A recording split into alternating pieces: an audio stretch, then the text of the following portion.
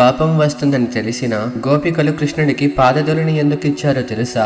ఒకసారి శ్రీకృష్ణుడికి విపరీతమైన జ్వరం వస్తుంది. అష్టాన వైద్యులు ఎంత ప్రయత్నించినా ఆ జ్వరం తగ్గదు. కృష్ణుడిని చూడడానికి వచ్చిన నారదముని, కృష్ణ, నీ ప్రతి చర్య వెనుక ఒక అంతరార్థం ఉంటుంది కదా, మరి నీ జ్వరం తగ్గాలంటే ఏం చేయాలో చెప్పు అని అడుగుతాడు. దానికి కృష్ణుడు, నా భక్తులలో ఎవరిదైనా పాదాల కింద మట్టిని అంటే పాదధూళిని తెచ్చి నా తల మీద రాస్తే ఈ జ్వరం తగ్గిపోతుందని చెప్తాడు.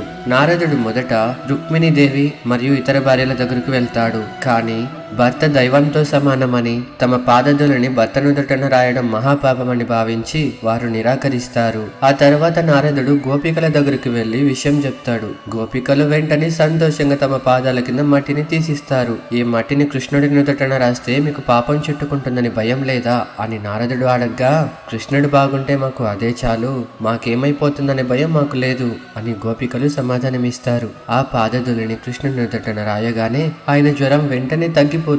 అంటే దీనికి అర్థం ఏమిటంటే, నిజమైన ప్రేమ మరియు భక్తి ఉంటే మన గురించి కాదు, మనం ప్రేమించే వారి సంతోషం కోసం ఏ త్యాగానికైనా సిద్ధంగా ఉండడం. అందుకే గోపికల భక్తిని ప్రపంచంలోనే అత్యున్నతమైన భక్తిగా చెప్తారు.